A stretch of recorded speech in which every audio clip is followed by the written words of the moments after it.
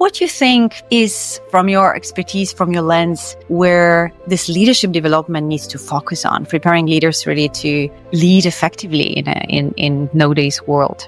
I think there is no one size fits all. And I've seen lately lots of people challenging the efficiency of the leadership program that I love so much. I think we need to be clear about what we expect from these programs and how we can implement what is lacking there by more individual measures. In one of my previous roles, I had someone who was actually a very bright person, a very interesting career, both corporate and consulting. And this person was very bright, but the way he was engaging or not engaging people and just pushing to get things done was really creating some serious bumps on the road and was harming the relationship. But there is a point where being bright is not enough. You need to be able to build sustainable relationship. Welcome, Charlotte, to this show. A really, really pleasure to have you here today. It's a pleasure for me too, Dagmara. Thanks a lot for inviting me to your show. Thank you. And greetings to Munich, where, I had been for a couple of years. So I always feel really touched when I have guests on the show that are coming from a city I spent more than 13 years. Perfect. 10 years for me this year. And I remember when we met a few years ago. And I think we've had quite a journey, so both of us on our different sides, but quite interesting. And I'm happy we can reconnect around this topic today. Yeah, me too. And, I want to, of course, hear about your story and dive into, topic that is so relevant and important for the listeners, which is how do we help leaders be extraordinary in this 21st century? And I'm sure you bring a lens from talent development with your extensive experience there. So I'm looking forward to diving into that. Me too. Very much looking forward for the discussion. Cool. So Charlotte, tell us more about yourself. What's your story? What's your leadership journey? My leadership journey, I would say it started when I was 10. As you may hear, I'm from France. We have junior parliaments. And so it allows kids from all over France to participate via their school in a one day as a junior MP in the French Parliament Assemblée Nationale. I was in a school which applied, got selected, and we had, of course, an election, right? We had to play the game. We were studying democracy and our institution, and this was part of the educational journey around it. And of course, as you can expect, the loudest boy in the class actually presented himself. But then I said, I want to go there. So I decided actually to present myself. I was more the quiet, good girl. And I made a speech and I was elected by my class. And I had the chance to spend one day as a junior member of parliament or baby member of parliament, discussing law and discovering our most brilliant institution in France. And I think this started there, right? Taking the lead. Wow. I love this story because it's a story of courage, of putting yourself out there, of speaking and, trying something new and going forward. You really were passionate about it at that moment, right? You've been for the last, 15 years in the space of talent development in HR. Tell us more about that. So it's actually, I studied political science, as I said, which was actually brilliant because I was interested in everything, but could not find one topic of interest that I would specialize in. That's why I studied political science, because it allowed me to remain in contact with many, many different subjects.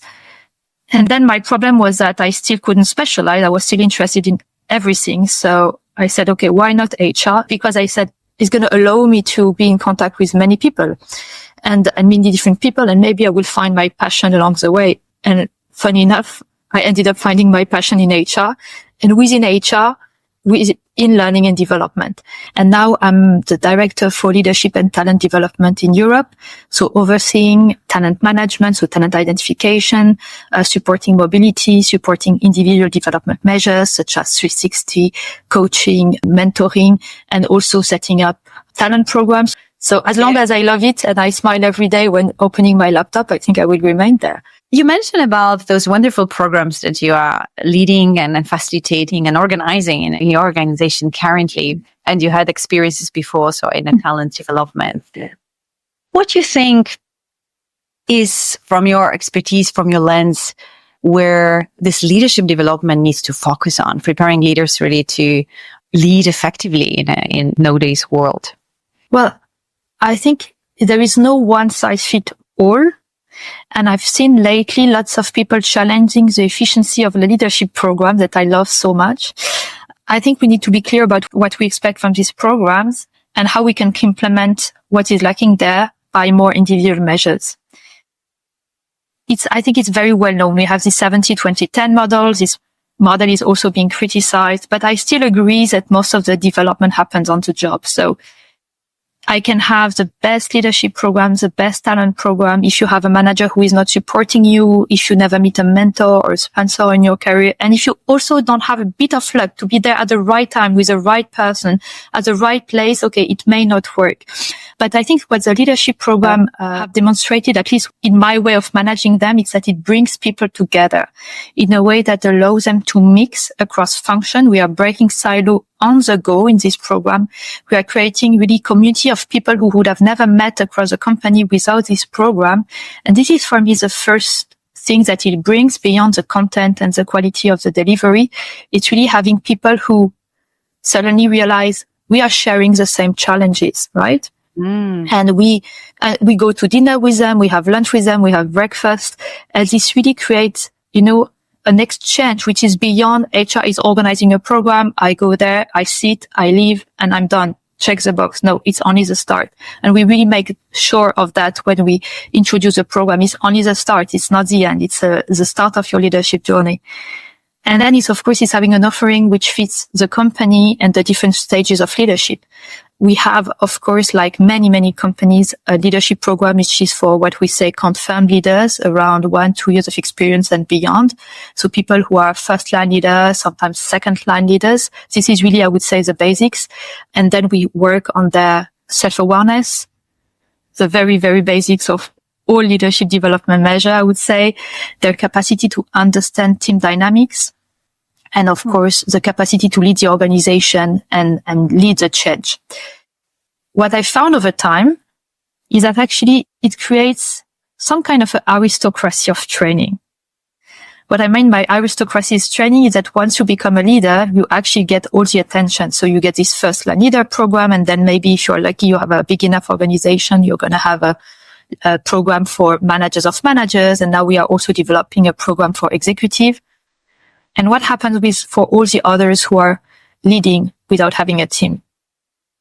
And this is what I think the biggest evolution of leadership, right? In the past years, more and more people are actually leading without having authority. They are leading in a matrix. They are leading in a project. They are leading with multiple stakeholders. And these people usually don't have any training, any basics of leadership, how to bring people on board, how to influence them, how to deal with conflict before they actually get a team. So what we have implemented last year with actually great success is a leadership program for which we call Leadership Essentials program. I call it for baby leaders. And these are basically for aspiring leaders, very early leaders. So the first year, matrix leaders and project leaders to really give them the basics and to allow them, to understand what is at stakes when multiple people are involved. And this actually has been for me one of the most successful programs for people who are not used to have some kind of intention. And maybe the second thing is some people realized, actually, I'm well placed. I'm here to be an expert, a senior individual contributor, but actually leading people with authority is not my thing. Or on the contrary, it is actually what I want to do. And I think this was actually maybe something I had underestimated, but maybe one of the most valuable things because we tend to put people on leadership position because they have been highly performing. And then suddenly they have a team and they realize it's not my thing. But guess what? It's too late. So we try with this program, but also with a talent program for potential first line leader to really generate a reflection and a safe space so that people can really reflect and think for themselves, is it what I want to do? Do I want to do it now, later? Does it work with my stage of life, also privately?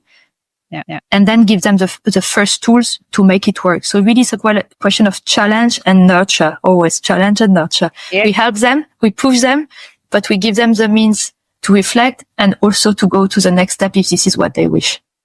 Yeah. So you mentioned a couple of really important points, I think. So what drives my intention is that you are trying to develop or help the human beings to evolve naturally during those different ladders, right? Of possible ladders of leadership. And Absolutely. obviously enable people also to reflect and see where is their, actually passion and genius, because not everybody will go to people leadership roles. Absolutely. Companies I work with also have exactly that model. Usually bigger companies, right? And corporations have this, we call it the time expert path, as well as the people leading path. And then it's, of course, how do you foster the recognition during that ladder? So how do you actually help the people that are not choosing to, or not feel that that's their calling to lead people? How they can evolve, right? Because very often the focus is on the leadership path. So Absolutely. that's also another point. And fantastic that you basically bring that awareness before somebody is stepping. Because yes, I mean, most of leaders are lending, including myself, that we're great achievers, great performers, and we have to learn completely different skill set, isn't it? Absolutely. And it's really a complete different change of role. You are here to complete a job. You are known as being an expert. And suddenly you are there to actually help other people do their job. And it's a completely change of mindset and of your role. And for some people, it's very puzzling. So this is where our talent program or our baby leadership programs help people have a space to think about it and not, accept the next role or go for the next role because they have been said, you have the potential, you need to go for it. No, it's okay not to go for it. And it's okay, by the way, to go for it in 3 or 5 years. Yeah. And this is, I think, the first thing we can do for proper leadership talent development. Make sure that we select the right people and we actually set them up for success and not for failure just because, we had a great guy we trust, we like him, or a lady, of course, we put him or her there. Absolutely. I love that you mentioned, setting up leaders for success because it's needed, right?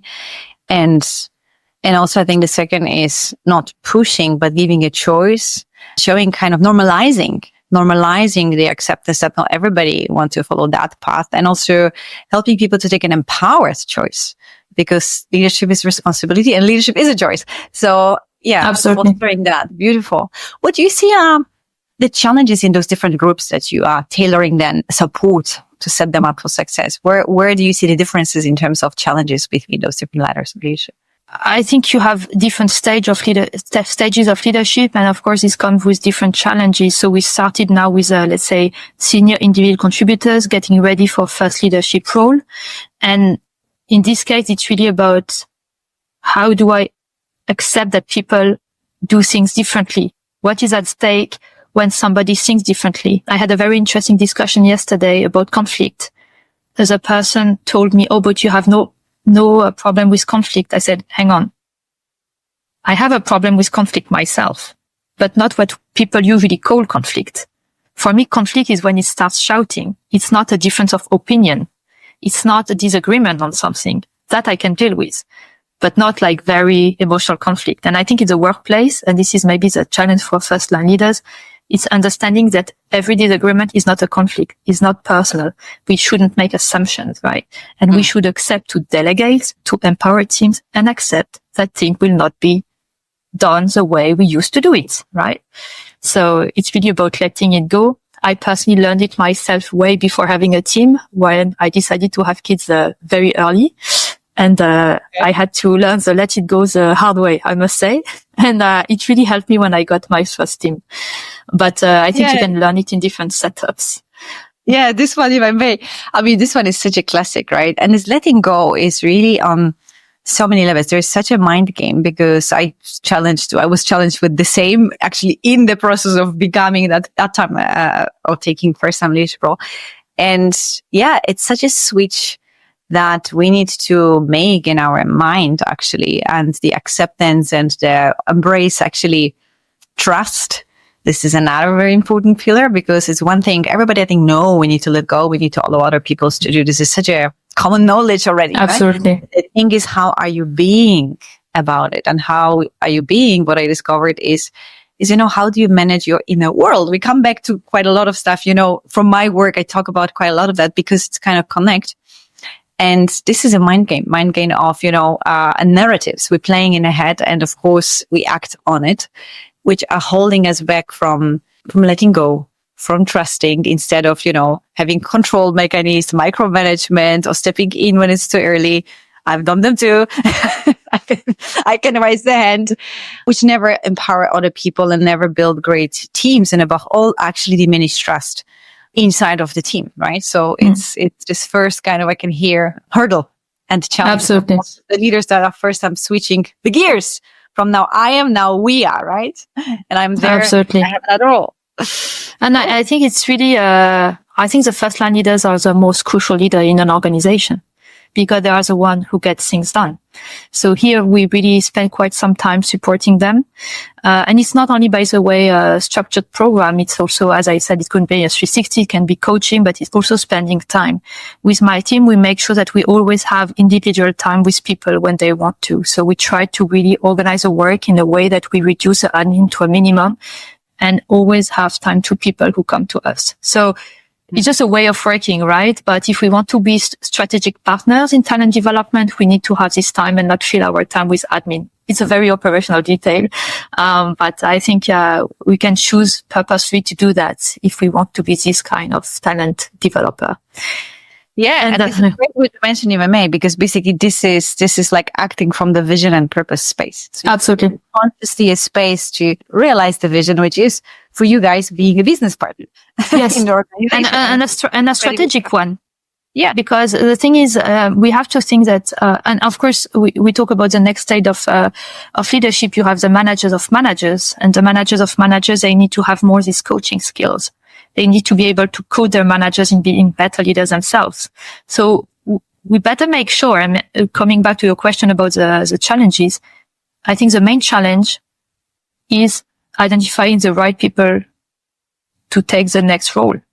And this is where maybe we don't spend enough time.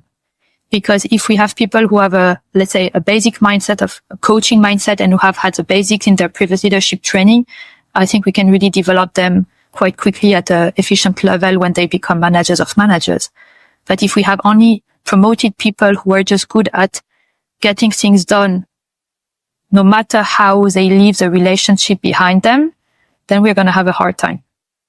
But I would still say that for managers of managers program, the main focus is still on, we still have something around self-awareness, but it's really about how do I coach others? Yeah. And I think we have all known about these big teams where the leader of the big team is actually sometimes not aware of how their direct reports manage their teams. And I mean, in one of my previous roles, I had someone who was actually a very bright person coming, very interesting career, both corporate and consulting. And this person was very bright, but the way he was engaging or not engaging people and just pushing to get things done was really creating some serious bumps on the road and was harming the relationship. So as a manager, you need to be able to handle this kind of case, and while making the person feel safe and recognize the person is actually doing a great job, has capacity. But there is a point where being bright is not enough. You need to be able to build sustainable relationship. It's not, if you have this attitude of after me is a flood, I'm not sure you have been selected to be at the right place for you and for the organization. Yeah, I hear you. And I can see it. I mean, yeah, of course, the challenge is different, right? It's the challenge of that's where actually we really talk about even bigger trust. So it's always going to be a journey of a leader. It's always expanded that awareness and navigating the world inside, because the challenge are growing, right? In this role, it's about how do I develop through coaching absolutely in a most effective way leaders, and how do I also trust, how to create this relationship, how do I get some transparency of what is going on as well, right? Because at the end, you also want to know what's going on in order to support whenever it's needed as well. Absolutely. But out of curiosity, what is the way that was most effective for you guys to help leaders develop those coaching mindset, as you mentioned, because it is starting with a mindset and the skill sets, which of course are so crucial into developing people on the job, because that's really the on the job, right? Where Absolutely. every conversations you do it. Yeah. I think for me, we should also differentiate, having a coaching mindset, training our leaders to be coaching leaders, and using coaches when it's needed to support our leaders.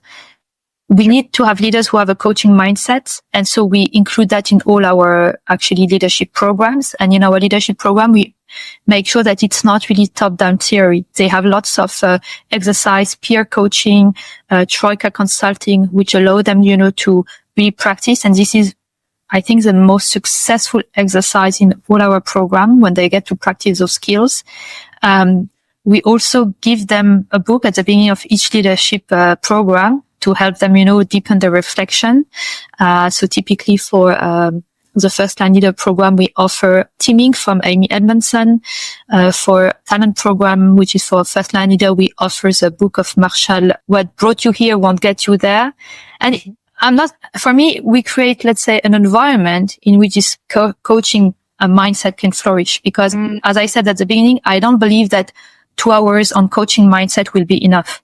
Absolutely. It's 2 hours or 3 hours on coaching mindset, plus creating a community of people they can reach out to, plus having this book with really great insight, plus referring them to some TEDx talk, and then always be there for them if they have any question. It's also about finding a mentor when they need to have some, and of course, I'm not saying that mentor and coaching are the same. It's not, but it's still saying sometimes I need to be coached or I need to be mentored and I need to reach out. Absolutely. And sometimes it's about saying, hey, here we have reached a certain limit. Maybe we need to involve a coach. And I worked sometimes with some managers who had so many things to do and they were so self-aware they could recognize, honestly, I need some help to coach this person, this manager, because I don't have the time needed. This person is promising, I've promoted this person, but I can't dedicate the sufficient time. And this is where I said, brilliant. I love this person admitting that he or she has reached his limit. Then let's reach out to a coach externally so that this manager has some help and the manager of the manager can delegate part of his responsibility when he recognizes or she recognizes that they don't have enough time. And I think this is the best way to work as a partnership. We provide the right level of support for the person who needs it when he or she needs it. And it's not HR just pushing programs for the sake of program and you have like a perfect learning journey where you check the box. It's about really communicating towards a different level of management, which are our program, which are the possibilities, and making sure they can always reach out to have more personal advice. Yeah. So what I'm hearing is you're creating this ecosystem. Yes. That provides different type of solutions and support, and it's tailored to because of course everything is agile. It's not, it's a long time gone that we kind of, go one by one, stepping stone. We're much more agile, and the changes and disruptions and complexity outside is kind of challenges us to operate also in more fluid. Absolutely. And so I'm hearing also that this is the way you go about the leadership development support ecosystem, kind of, with different partners inside, outside that are helping you. And obviously, on this coaching mindset, when you were sharing, it's great that you nurture that actually, because it's all about how do we open and widen and bring that culture of absolutely thinking differently. And of course, a lot is also connected with how the leaders show up, how they walk, how they talk, how they transmit actually through communication, verbal and non-verbal, to nurture, and what they even share vulnerably, yes or no, right? This is all part, and how they above all go about mistakes and failures. This is what break or make a coaching mindset, a coaching type of culture, right? Or we go up. What's the challenge there that you see? For the executive ones, I would say. Then when it's about executive leaders, well, it's first making sure that we're still working on the basics, but of course at a higher level, because these people usually they are very demanding. They have very little time. So what we do with them is we really go for, let's say, shorter program, very intensive program, So more like typically working with a business school, or if needed, also an executive coach, for the more individual, let's say challenges. But I think the power of the executive leadership program is bringing people together and have them create a community. And again, breaking silos when they usually are the super senior, I like to call them big fishes, right? And suddenly they are for 3-4 days together, sharing some experiences and actually discussing some topics of interest for them. So in this case, it's super tailor-made. So in the program we are now developing, we actually looked at the result of the well-being survey. We looked at the result of the latest engagement survey. We looked at what was discussed during the last leadership forum with our top 50 leaders in Europe. And then we come up with a design, or at least with some objectives that are really tailor-made to that. Mm-hmm. And we're working with a partner, a business school partner, to really have this amazing experience out of the box and make sure that they make the most out of the 4 days they will spend out of the office. And it's really about opening them to strategy, going deeper in the topics, and not remain at the fluffy level of, yes, we need to work on well-being. Okay, but what are the keys? What are the tools? Mm-hmm. We challenge them. I think our leaders are extremely challenged. We ask them to, work with diversity and inclusion, to mind the well-being of their employees, to be careful with burnout. So these are quite some new things, right? On top of the usual thinking strategic, finance for executives. I would say this has been around for a long, long time. But what is new, what I just mentioned, what is being a sustainable leader, this is what we bring at this stage. We have a touch on these topics in the levels below, but this is our focus on the next level. Yeah, I can totally see it. And it's so important. And what I'm hearing is, the kind of 3 things you focus there. One is fostering relationships, which obviously at that level is so critical. And you have a huge organization. So as I know, they are also meeting in different places, which is a fantastic opportunity to bond and do it in and out of these 4 days. Mm-hmm. The second is, of course, breaking silos, which this process itself leads to as well, and naturally, because again, it's about fostering collaboration in the organization and efficiency, synergies. How can we better work together to create something greater, right, for our customers? And I think the third is such an important topic. And indeed, I see that we get to the stage of much higher awareness that well-being play a crucial role in our performance, of individual performance and collective performance. Absolutely.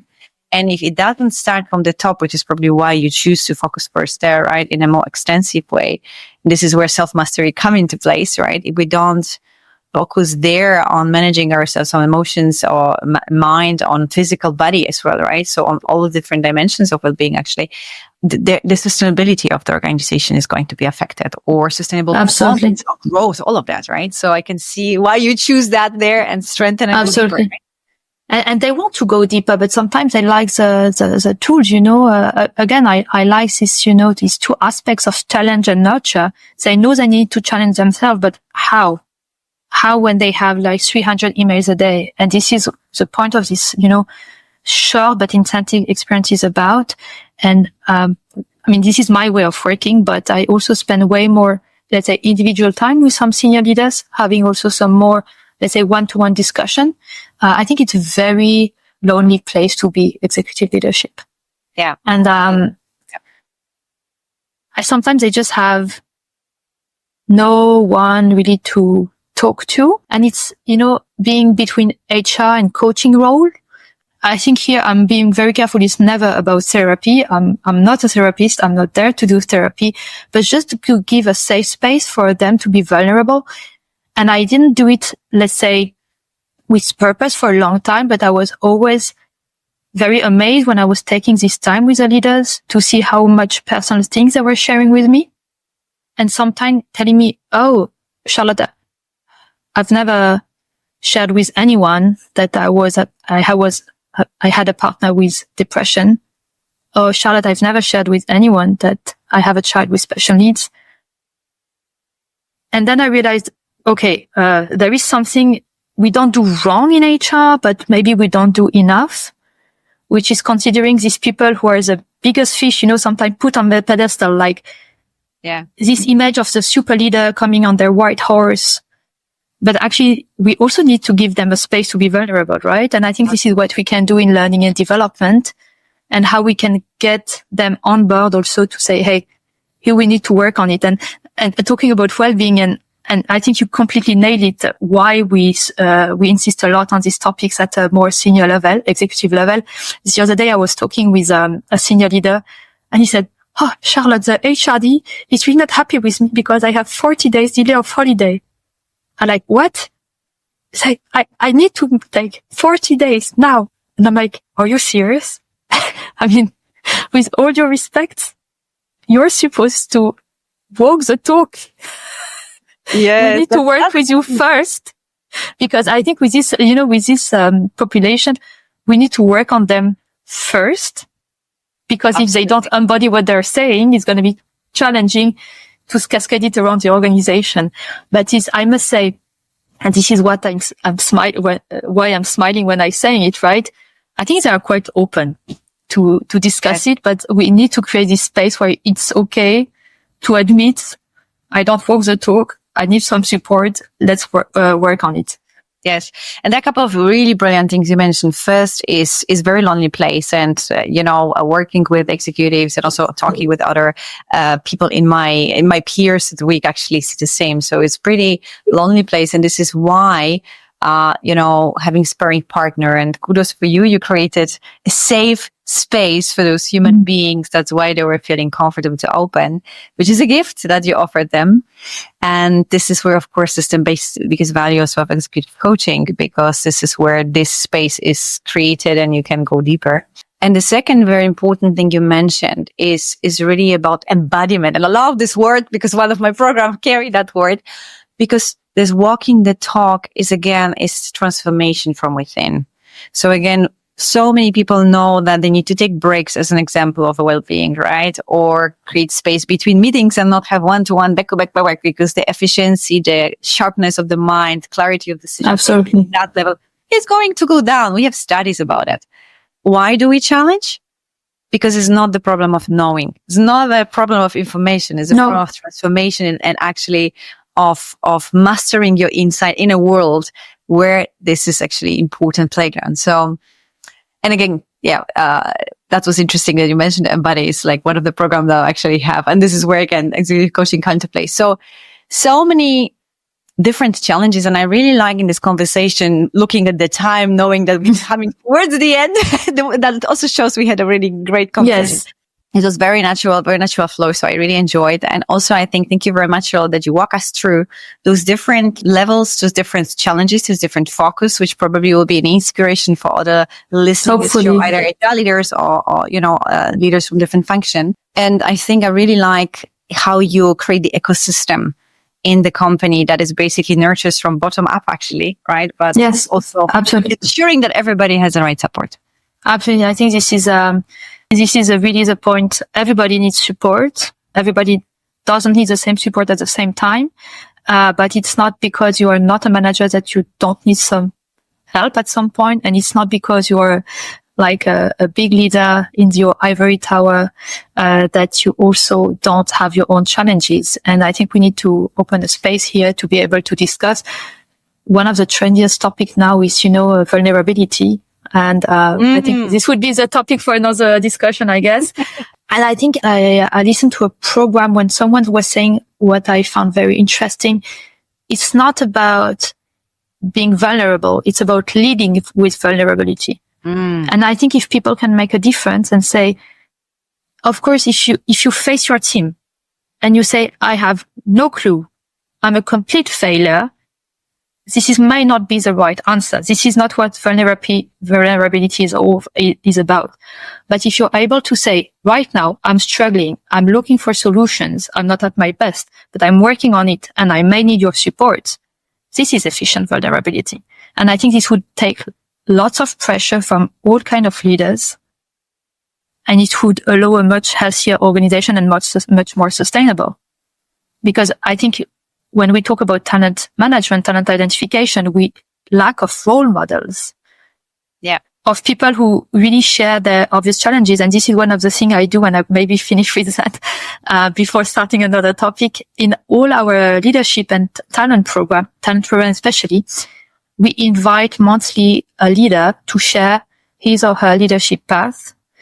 And the point is really to bring them closer to the new generation of future leaders and help them understand these people at the top, they were not born VPs. They were not born, belonging to the C-suite. They have had ups and downs, and it ended up being up there because they are smart, because they have cognitive skills, because they are emotionally more or less smart. But it's not, a one-way street.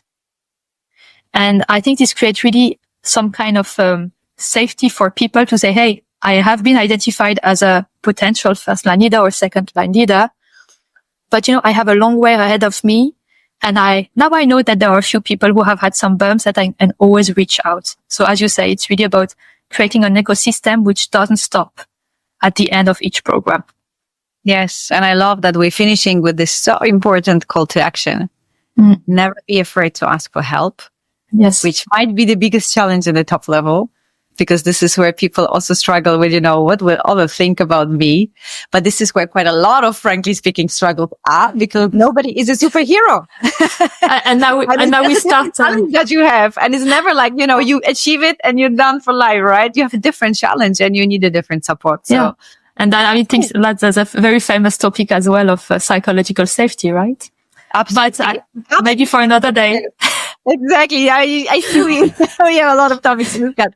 Thank you very much, Charlotte. Thanks a lot, Dagmara. Very important message. Well, before we actually finish, Charlotte, how do people can connect with you? On LinkedIn.